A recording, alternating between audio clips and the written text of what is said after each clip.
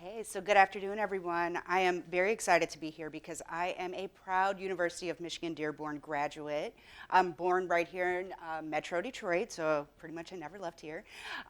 Currently, I've got over 15 years of experience in communications and marketing, and I actually work as the social media and influencer director over at 5 Hour Energy, but I've also done work for McDonald's, Dunkin' Donuts, and a lot of other brands.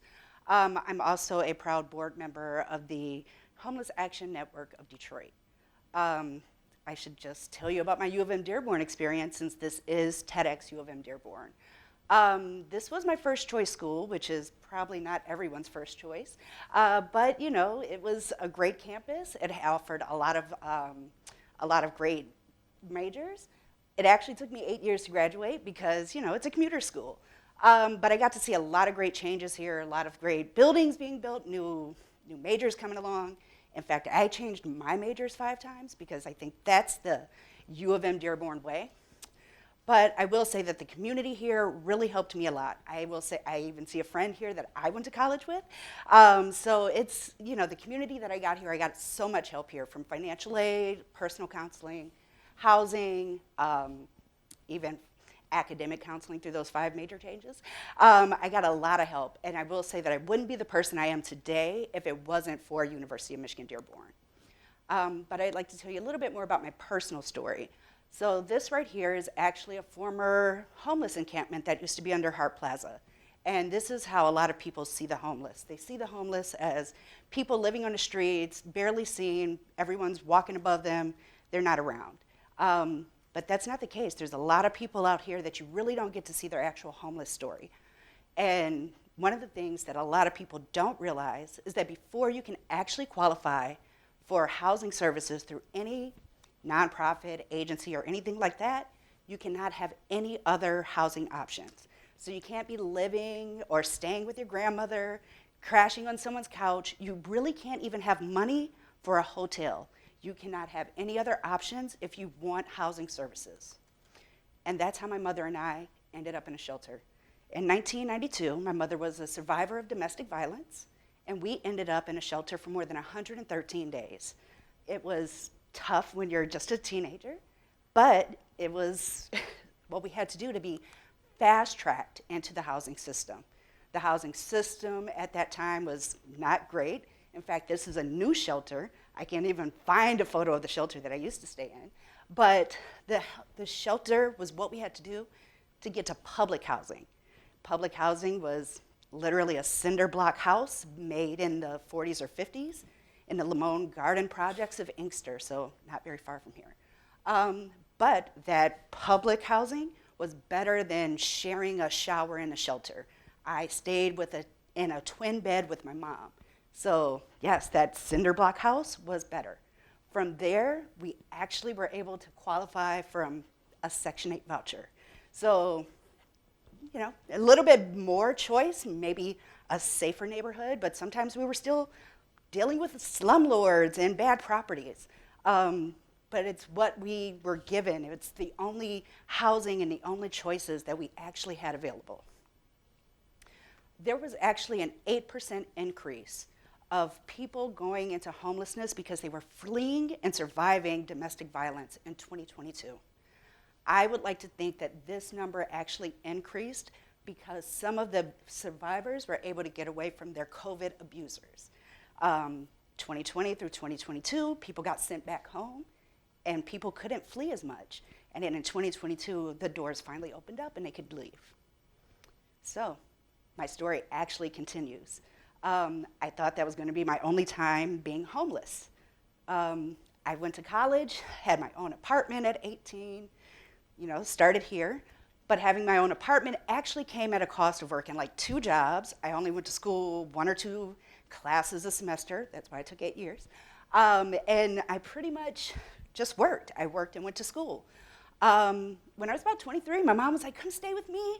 You can finish school in a couple of years. 3 semesters, actually. I was like, bet, I'll do that. I was like, this is a great idea. Unfortunately, that didn't last long. And it was for my own safety, I actually had to get out. And then I spent the next 5 weeks couch surfing and sleeping in my car. By this point, it's almost November. I couldn't drop classes. So now I'm thinking about the 5 classes that I've registered for, the thousands of dollars that I'm about to be out, the car that's about to break down, and where am I going to stay? I really didn't know what to do. Honestly, I went upstairs to the counseling department. I verbal vomited at the counselor's desk, and she was able to perhaps clear her schedule for the day, but she actually created a game plan for me. She worked with the housing department, the financial aid department, and by the end of the week, I had an emergency book loan. I had a binder that showed me apartment rentals nearby to actually get into a studio apartment.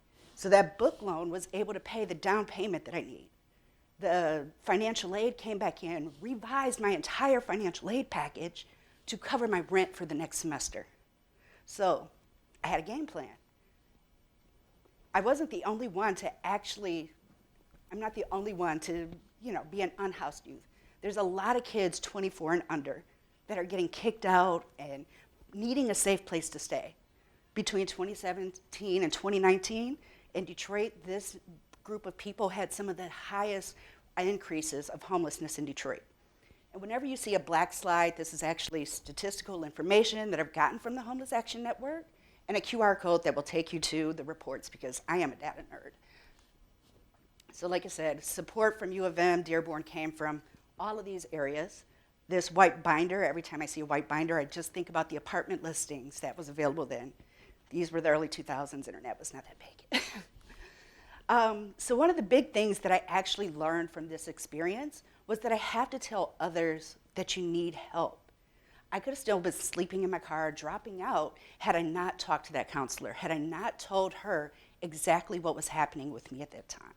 So, telling other people what you're going through, the assistance that you might actually need can get you the help that you need. I appreciate that U of M Dearborn has a lot of support available now. The counseling services are still available. They now have, there's work programs, on-campus housing now, so you might not have to go to a binder. But there's also a student food pantry. And I do know that I here as a student would have definitely needed that when I was here. But it's great that this is available now. So don't be ashamed. As I mentioned, in 2019, there was an increase of youth homelessness. But because of new programs that got instituted in 2020, it actually decreased. People saw the increase happening and created programs to decrease and make sure that there were homes for people or beds for people 24 and under. So my story continues. I've graduated. I'm renting this beautiful little house over here in Dearborn. I lived off the TPC golf course. It was amazing. I'm 5-10 years into my career, doing media relations, everything's great. And then a foreclosure notice. Don't know how it happened. I never once missed my rent, but I was a renter. I did not realize that in 5 years, my landlord had stopped paying the property taxes. And now I'm getting an eviction notice from Wayne County. I couldn't even offer to buy the house that I had lived in for 5 years.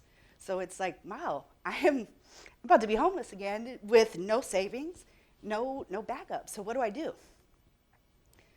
I realized I needed a change. I actually went to my work friends, my family, everyone. I talked to them. I told them what was going on this time.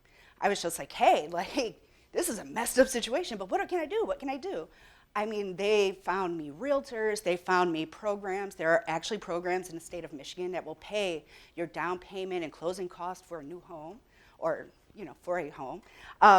So within 90 days of receiving that eviction notice, I was actually moving in to my own home.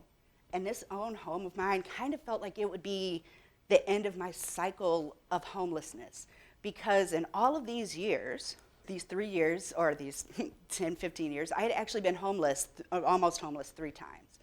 And in 2016, once I got my house, I realized I needed this cycle to stop, but how can I help others stop this cycle?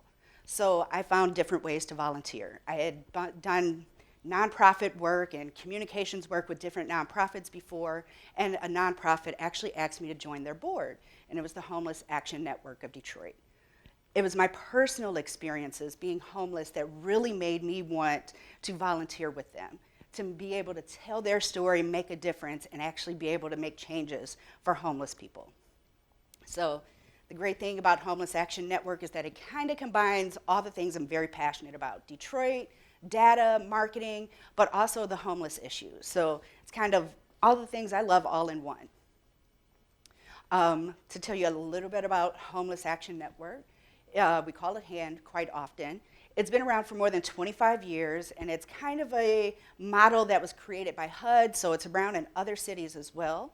They are responsible for funding a lot of the nonprofits in Metro Detroit that are proven to reduce the rates of homelessness. That means they actually have to have programs and data that shows that they are doing something to reduce homelessness.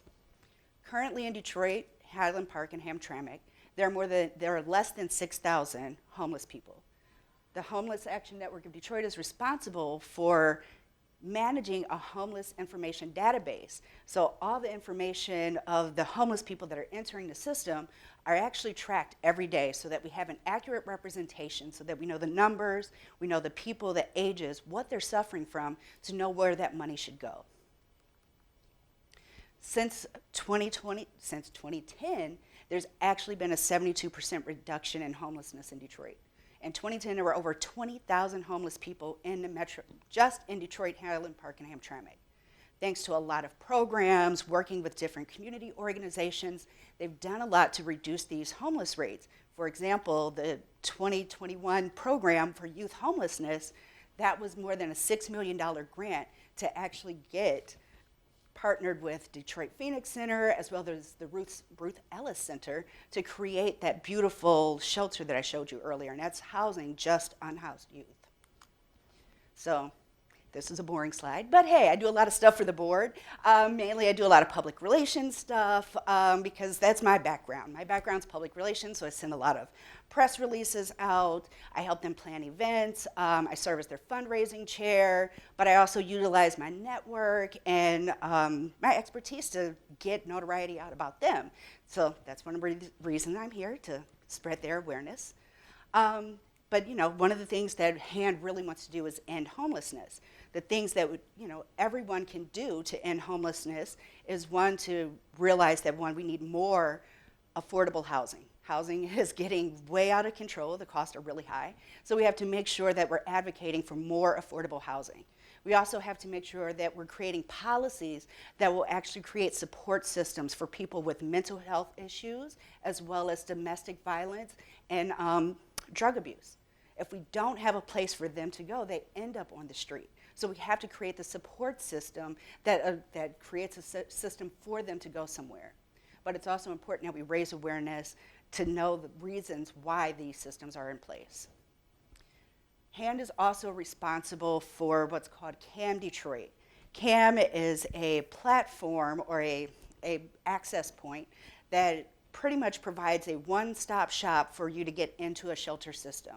So you can either call this phone number or you can visit a location, and all of the shelters have to put into this system. So pretty much number is a way to assess as well as prioritize and then refer where you should actually go based upon your needs.